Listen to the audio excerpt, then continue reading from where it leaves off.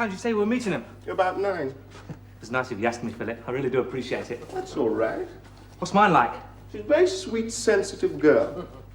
You mean she's ugly? She's not ugly. She's very attractive. Good. Why am I getting her then? Because she's a friend of this girl I'm seeing. They wanted to force him. They said if I knew someone reasonably presentable with a pleasing personality, to bring him along. And you thought of me? No, he couldn't come. What about Ruth? Ruth? Yeah, did she know you're seeing this girl? That doesn't matter anymore. You see, I've told her. What about the 10 wives? Yes. How'd she take it? Well, she wasn't very pleased. You know how she hates crowds. She was quite upset about it. Do you think she'll start reaching for the aspirins? I hope not. What could I do? I had to make a clean break. You have to be cruel. It's kinder in the long run. Good looks can be a curse sometimes. Where are we going tonight then? I thought we'd go for a drink then. Back to their place. They've got a self-contained flat. A self-contained flat? I'll have to put a clean vest on. Alan, excuse me. Well, yeah. Hey, is there plenty of hot water, Rigsby? Why? What do you want to know for? I want to have a bath. Now look, I'm just having you in there all night preening yourself. Once you get in front of that full-length mirror, you lose all track of time. It's no good having a good body if you don't appreciate it. Oh, yes, I wouldn't mind if it stopped there. Last time you were in there, you were trying to see how high you could get your footmarks up the wall. Left that place swimming in water. Hey, I think I'll use my soap bunny. Are you sure? Oh, you've had him such a long time. Best to get wet sometimes. Hey, what's this? The masculine spray to brighten up any man's bath time. Masculine spray. I know you. You'll come out of that bathroom looking like Veronica Lake. Who's Veronica Lake? Who's Veronica? Don't she know anything? She's a very famous film star. Long flowing hair. You're a lot like her, except she wore less jewellery. Don't you worry about me, Rigsby. Times have changed. You don't have to go about smelling of old socks anymore. You just make sure there's plenty of hot water. Is there going to be any room for it? Look at this stuff. You realise you're damaging the atmosphere with this, don't you? God. What's this, fly spray? Well, that's to keep my hair in place. It's very useful if I get caught in the rain. Of course that you never get caught in the rain. You won't go out till you've heard the weather forecast. Look, if you want to keep your hair in place, keep it tidy, why don't you do what I do? Use soap and water. You know why, Rigsby? Because when you get caught in the rain, you come out in little bubbles. I can't afford that. I've got a date tonight. Oh, I thought so. I wonder why we're having this sudden interest in personal hygiene. What's she like?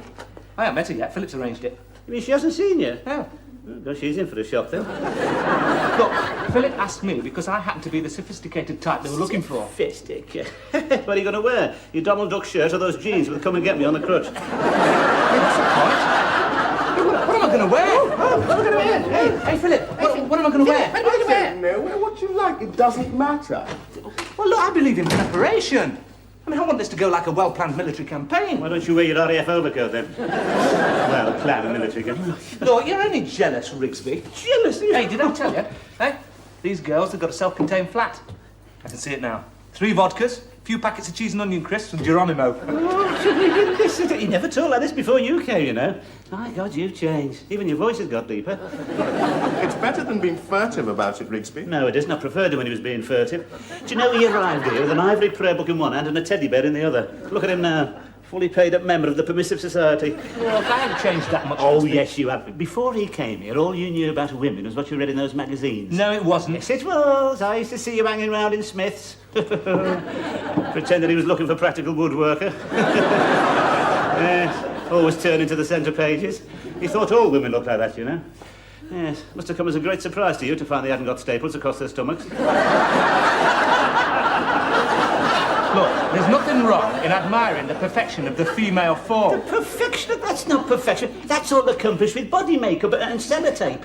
You know, that's exploitation, that. I couldn't agree more, Rigsby. Yeah. In my country, we find that sort of thing degrading. We don't feel sex is something to be sniggered at. Yeah. We don't read those sort of magazines. Of course you don't. You don't have time to read about it, do you? Yeah. Too busy doing it.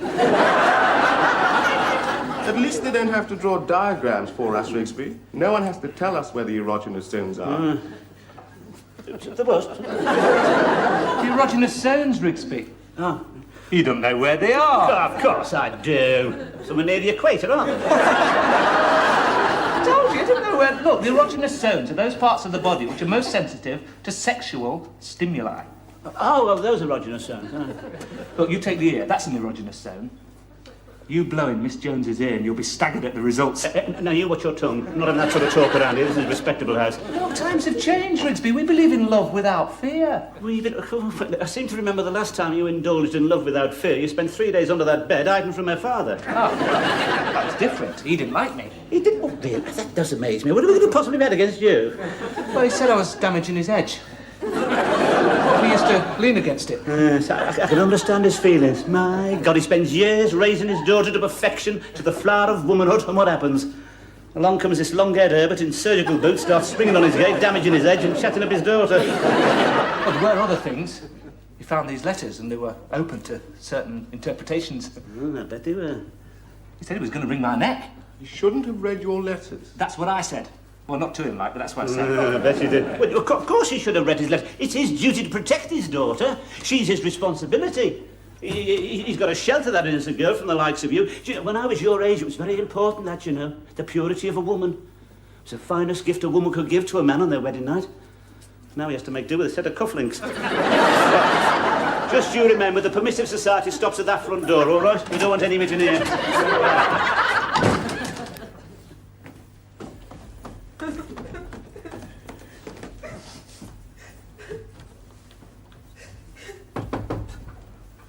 Miss Jones, are you all right? Yes, thank you, Mr. Rigsby. Oh, are you quite sure, Miss Jones? You look a little distraught.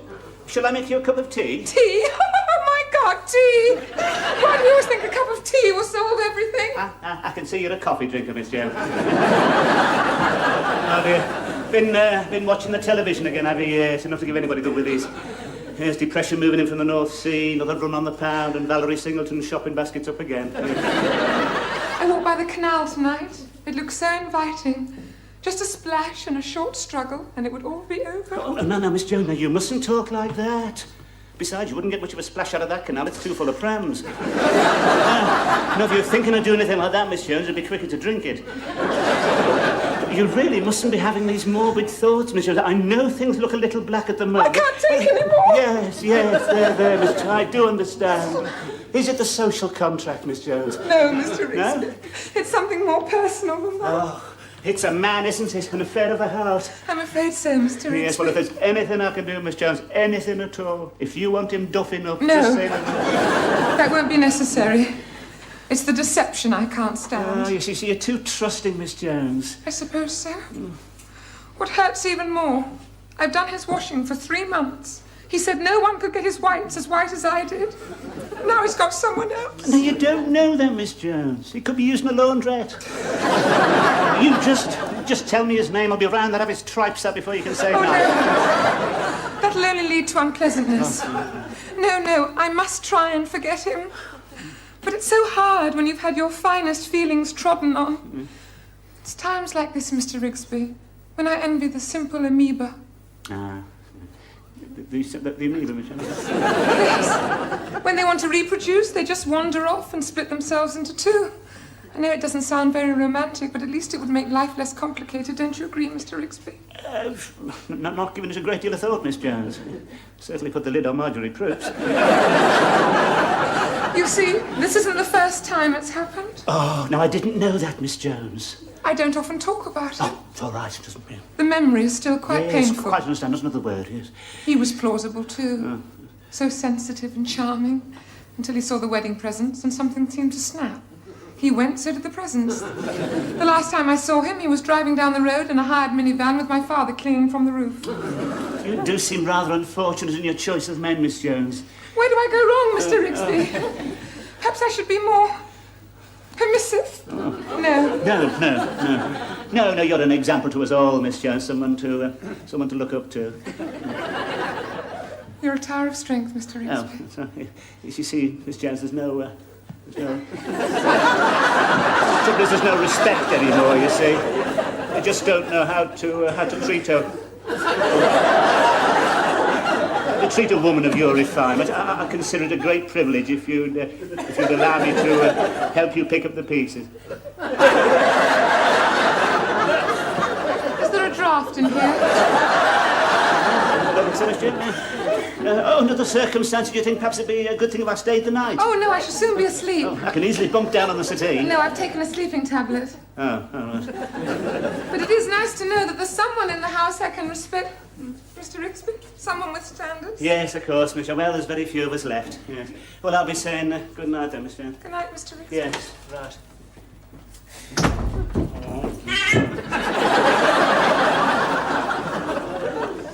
Again. My God.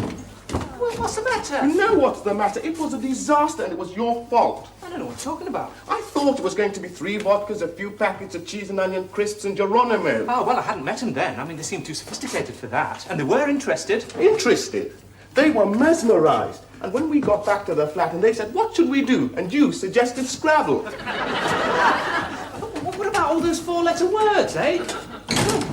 I could have led to something. Well, it didn't tonight. They couldn't wait for us to go. And I don't blame them. Look, perhaps I should have told you, Philip. I don't usually try anything on the first date. On the first date, you mean you get a second? Well, you won't this time. All right, I'm sorry. You're frightened of women, aren't you? No. You've never really known a woman, have you? Not intimately. No. Then why do you tell so many lies? Well, you know what they say about students. Just didn't want to get a bad name, that's all. It's nothing to be ashamed of. Oh, it's all right for you. You've got 10 wives. Nobody can question your experience. How old were you when you first? Oh, it was all part of my initiation. Went with the tribal marks on my 14th birthday. Your 14th birthday? All I got was a bike. Well, don't worry about it. You're going through a phase. You're just a little immature, that's all. I'm not immature. Am I?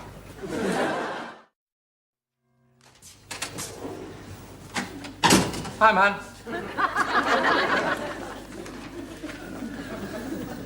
Hey, did you have a good time last night? Oh, yeah, very good, very successful. Remind me to carve another notch on the bedpost with me. Another. My God, you students. Well, personally, I think you're disgusting. I don't know how you can be so depraved. Oh, it isn't easy. It takes a lot of practice. You take last night, for example. It was all a question of technique. Technique? Yeah. Well, look, you can compare a woman to a finely tuned piano. What? You have to approach her like a concert pianist. It's no good just sitting down playing chopsticks. Look at that, eh? Long tapering fingers. They're piano players' hands, they are. Long tapering. This girl last night, was she like, could you compare her with a finely tuned piano? Of course. Mind you, I did experience a bit of resistance. You mean you couldn't get the lid up?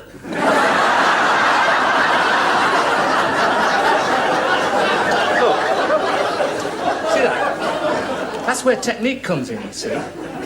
What I did was, I looked deep into her eyes, told her she was a woman. The woman. Woman, the eternal mystery. Then I whispered a few French phrases in her ear. A few French phrases? Yeah, I always gets them going.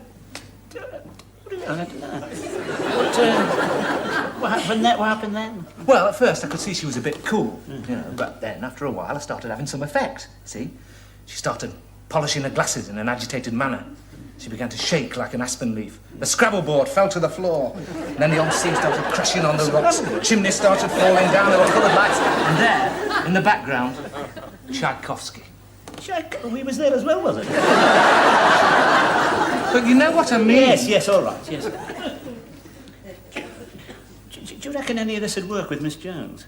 Of course it would. I'm not so sure. She's a bit depressed at the moment. Don't think she's in the mood for factory chimneys. She's just been let down by some bloke. Well, you could restore her faith in men, Rigsby. Oh, yeah. There's only one snag there. Happened to be married, don't I? Oh, well, that doesn't matter. I should never have done it. Wartime romance. My God. It was a military blunder on the scale of Anzio. Do you know, the only woman ever really fancied in those days was Greer Garson. Used to see all of her films there in Water Pigeons. My God, they don't make films like that anymore, mate. Yes, always meant to marry a woman like that. Was your wife like Greer Garson? Huh? No. More like Walter Pigeon. wouldn't worry too much about being married, Rigsby. I mean, marriage is an outmoded custom, isn't it? We live in a modern society. Yeah, I suppose It's you're all a right. question of personal freedom. Yeah. So, What was it you said? Few French phrases? Mocht-tu chanter, frère? Mocht-tu fond, fond,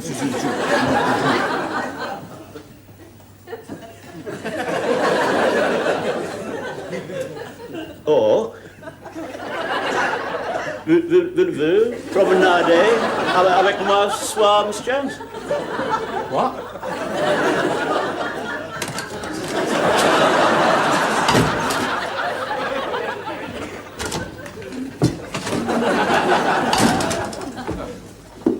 Have you seen Ruth? Yeah, How did you seem? not very happy. She's wearing the blue glasses. Well, there's nothing I can do about it. No, right. You've got to be cruel. Absolutely. You know, this could be your big chance, Alan. What? Oh, no. You're not getting me involved. Alan, Ruth's a wonderful woman. Is she? A wonderful woman, and she's lonely. Well, she's so wonderful. Why is she lonely? Because you don't appreciate her. You mean you don't appreciate her? I'm not good enough for her. You've never said that before. I think you need each other. This could be your big chance. After all, he's a great believer in charity, always prepared to help a worthy cause, to aid the deprived. And there's no one more deprived than you, Alan. Now, wait a minute. After all, you've got something special, Alan. What's that? Your innocence. Oh, well, I'll hang on to it for a moment if you don't mind. Alan, you can't carry on like this. You'll pop your cork. Why don't you go to her? What, like this? Why not? Think about it. You won't have to tell all those lies anymore. They'll be the truth. I suppose she gets angry. She won't. After all, it's a compliment. Is it? You're going there to make a humble offering. I suppose she tells me what to do with my humble offering. She won't. But of course, if you really are afraid of women, I'm not afraid. just a little immature. We'll see about that.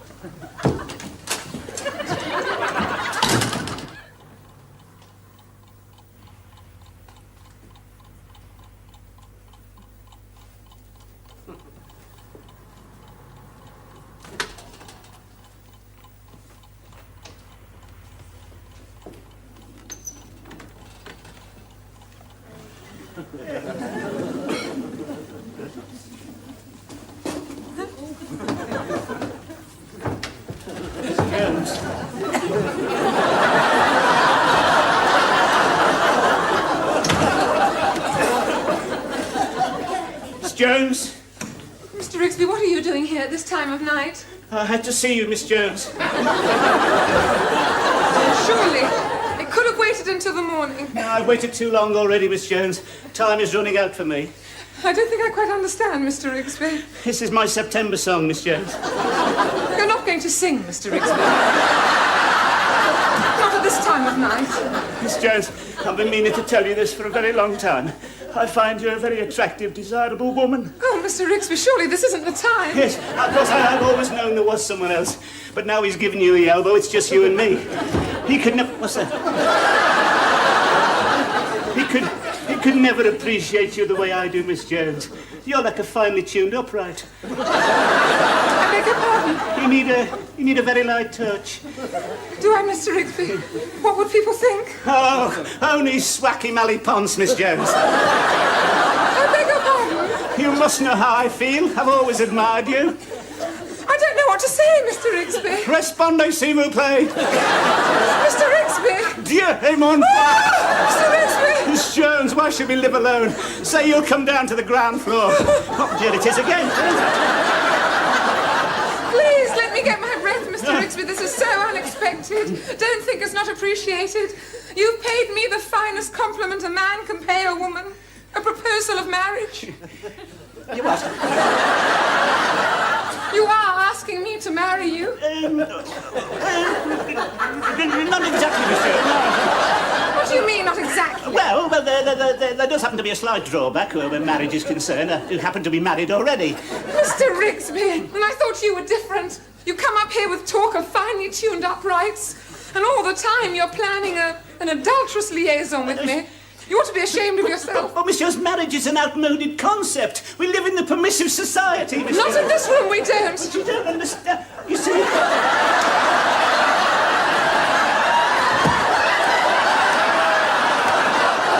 Miss Jones, there's someone in your wardrobe. I keep a man in there, or didn't you know? Perhaps you'd like to see him.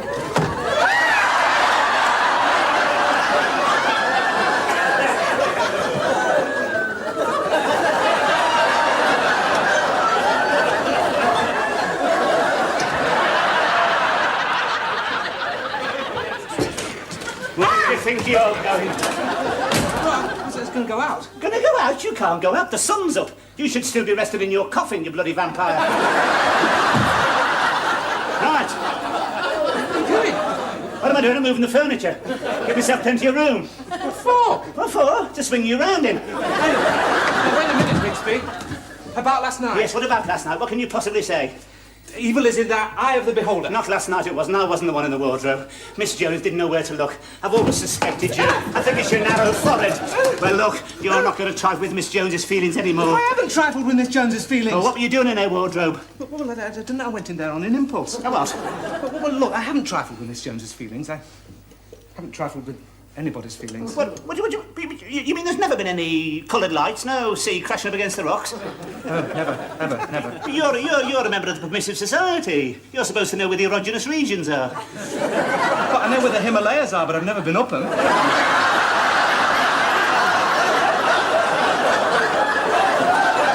got a very vivid imagination, that's all I can say. Oh, well, look, I have to have, don't I? I mean, I'll never be Bachelor of the Month if I tell him the truth. That's why I put it round that I like my birds with little mouths and long and leggy, and that I take them out to Greek restaurants and wine and dine and then whip them back here to a few records and a bit of Algy further. Oh, hello, Mr. Cooper. I've been looking for you.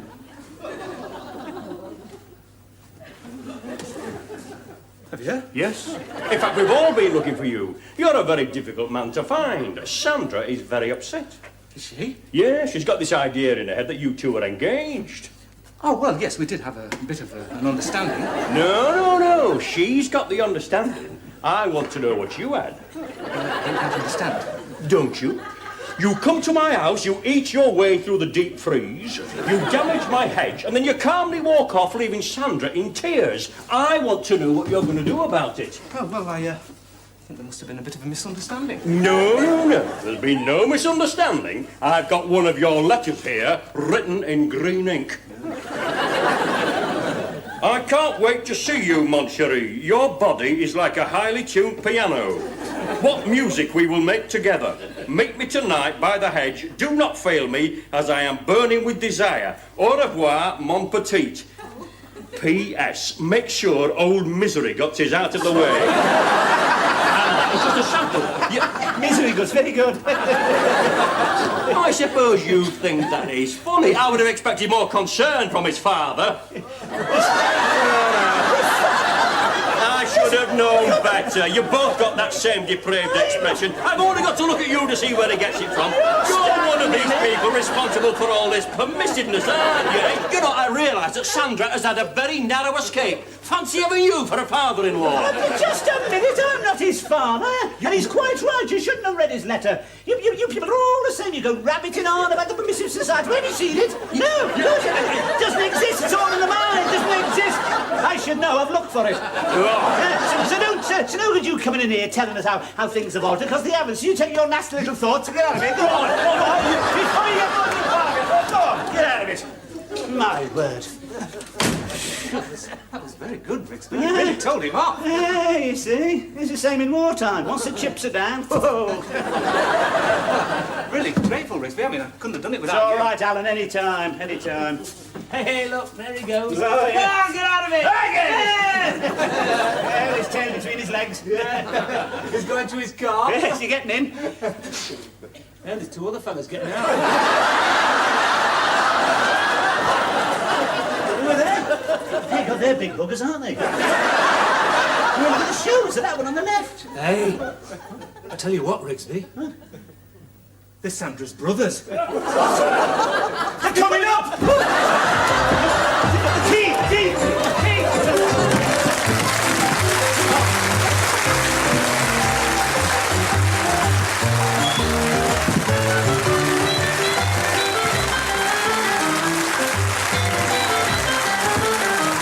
someone reasonably presentable with a pleasing personality to bring him along. And you thought of me? No, he couldn't come.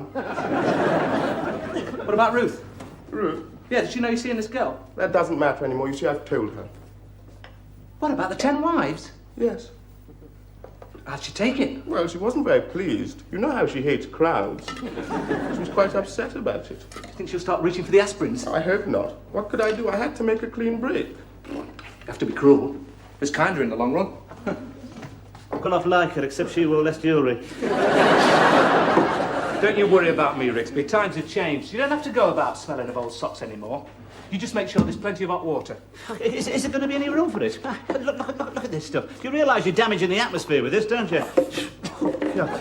What's this, fly spray? Well, that's to keep my hair in place. It's very useful if I get caught in the rain. Of course that you never get caught in the rain. You won't go out till you've heard the weather forecast. Look, if you want to keep your hair in place, keep it tidy, why don't you do what I do? Use soap and water. You know why, Rigsby? Because when you get caught in the... Stop there. Last time you were in there, you were trying to see how high you could get your footmarks up the wall. Left that place swimming in water. Hey, I think I'll use my soap bunny. Are you sure? Oh, you've had him such a long time. Well, get wet sometimes. Hey, what's this? The masculine spray to brighten up any man's bath time. Masculine spray. I know you. You'll come out of that bathroom looking like Veronica Lake. Who's Veronica Lake? Who is Veronica? Don't she know anything? She's a very famous film star. Long flowing hair. Good looks can be a curse sometimes. Where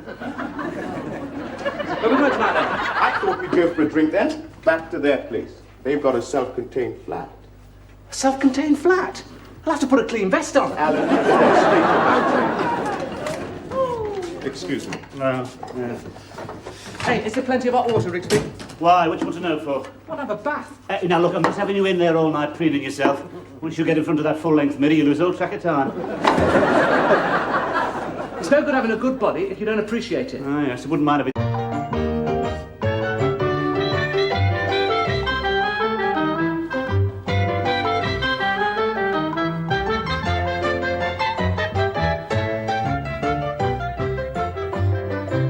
What time did you say we were meeting him? About 9. It was nice of you asked me, Philip. I really do appreciate it. That's all right.